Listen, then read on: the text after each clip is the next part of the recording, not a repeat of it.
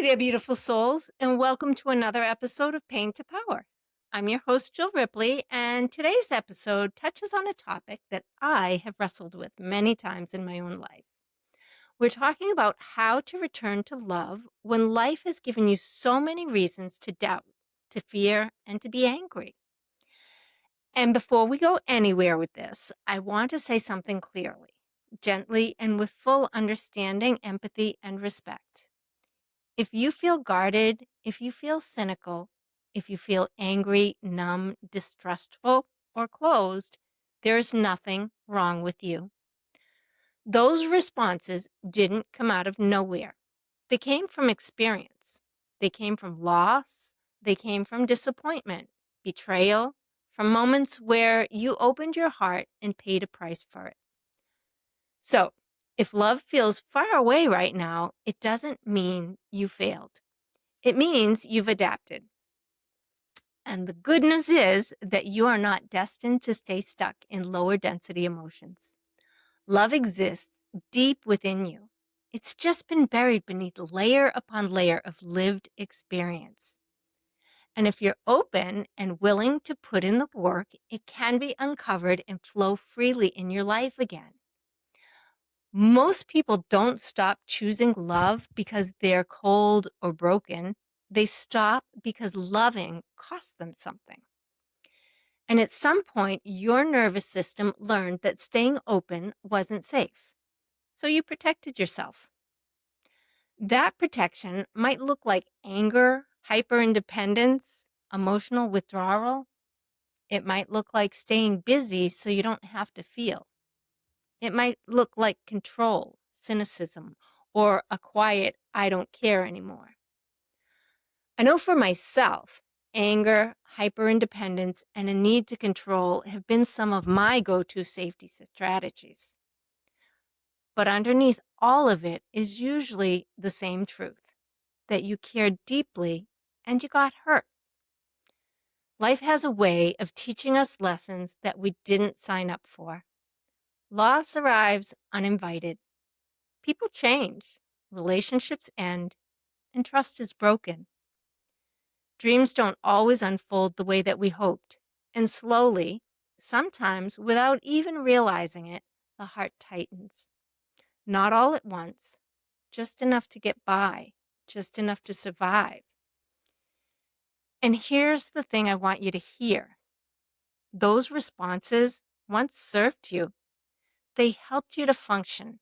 They helped you to get through, and they helped you to stay standing when collapsing felt imminent. The problem isn't that you built walls. The problem is when those walls become permanent. Because what once protected you from pain can eventually become the very thing blocking you from the love that you so truly deserve. And when I talk about love here, I'm not speaking about only romantic love, although I'm not dismissing it either. I'm talking about real connection, the way you relate to life itself, the way you meet the moment that you're in, the energetic place that you live from. When love leaves your heart, fear takes over. And fear doesn't just show up as panic. It shows up as suspicion, as control, as resentment, as constantly bracing for impact. Anger in particular tends to be misunderstood. It's not the problem, it's the messenger. Anger often arises when an unhealed wound is touched, when something unresolved within us gets activated. It's a signal that there's pain asking for attention, not something to suppress or act out, but something to notice. When we become curious about our anger instead of identifying with it, healing becomes possible. Because beneath anger is usually a place that still hurts, still remembers, still needs compassion, and seeing that clearly isn't a failure of healing, it's the moment healing can begin. What we often misunderstand is what returning to love actually means. Because from my perspective, love has been misrepresented. We've been taught that love means tolerating harm, staying soft no matter what. That love means forgiving quickly, self-sacrifice, and silence. That love means ignoring your own boundaries. And if that's what love is, no wonder people turn away from it. But that's not love. That's self-abandonment. Real love includes truth, discernment, and healthy boundaries. Real love includes the courage to say no and protect your energy without hardening your heart. Love is not weakness. Love is strength without the need for armor.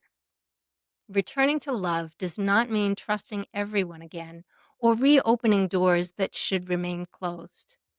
It doesn't mean pretending that you're okay when you really aren't.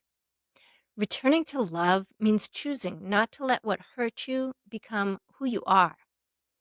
And that choice doesn't happen all at once. It happens in micro moments. It happens when you notice yourself tightening and you choose to pause instead of pushing. It happens when you choose curiosity over judgment of yourself and others. It happens when you soften your inner dialogue instead of attacking yourself for how you feel. It also happens when you allow grief and love to coexist in the same space, because grief is proof that love existed in the first place. Love doesn't come back as a grandiose outward expression. It comes back as a willingness to stay present, a willingness to allow yourself to be open to new possibilities, a willingness to meet yourself with compassion instead of criticism. One of the most important places love returns is in how you speak to yourself when you're triggered. When fear arises, do you shame yourself for it? When anger surfaces, do you judge it? When sadness shows up, do you rush to get rid of it? Or can you meet those emotions with the same tenderness you would offer someone you love? I ask you to allow yourself to feel what you're feeling without judgment. Name the feeling. Breathe into it and allow it to settle. It will soften. It will release the tight grip it seems to have over you. This is where your power lies. Returning to love starts internally, because if your inner world is harsh, demanding, or unforgiving, the outside world will always feel unsafe. Love begins with allowing yourself to be human, with saying, "Of course I feel this way. Look at what I've lived through." And it's also recognizing that despite what you've been through, it is still possible to allow love to return. There's something incredibly powerful about letting go of the story that pain gets the final word. Pain changes us, yes. There's no denying that. But it doesn't get to decide the depth of your heart. Love after loss is different. It's quieter, slower, more discerning. It's less desperate. It doesn't chase and it doesn't beg. It doesn't abandon itself to be chosen. Love after loss is wiser, calmer, and deeper. And that kind of love doesn't need to prove anything. You may notice that your capacity for love now looks like gentleness instead of intensity, like presence instead of performance, like peace instead of passion. That doesn't mean that love is diminished. It means that love is matured. Returning to love also means allowing grief to remain part of the story. And grief doesn't only come from the loss of a loved one, although that's often the first thing that we think of. We grieve about relationships that ended even when we were the ones who walked away. We grieve careers we poured ourselves into that no longer fit. We grieve businesses that didn't unfold the way we envisioned. We grieve dreams that quietly dissolved, versions of ourselves that we outgrew, futures we once imagined so clearly we could almost touch them. And sometimes we grieve things that never fully came to be at all. All of it's real. All of it leaves an imprint. And none of it means that you're broken or stuck. It means that you loved, you hoped, you invested your heart in something that mattered. Love doesn't require erasing these losses. It asks us to make room for them, to let grief soften us instead of hardening us, and to allow what we've lost to deepen our compassion rather than close us off from life. We don't heal by erasing what happened. We heal by integrating it. You don't have to get over what hurt you to return to love. You just have to stop letting it run the show. There's a quote from Peter Crone that I truly love, and that is, "What happened happened, and it couldn't have happened any other way because it didn't." This one statement frees us from the need to endlessly replay past events over and over again in our minds. It gives us permission to let it all go, to see it for what it was, and to move forward. Another quote that drives this point home for me is by Dr. Wayne Dyer. "The past is nothing more than the trail we've left behind." I can still remember the first time I heard him say this and the impact it had on my emotions. It's a very powerful statement. Love can sit beside sadness. Love can coexist with boundaries. Love can live alongside discernment. And choosing love doesn't mean you won't feel fear again. It means fear no longer gets the steering wheel.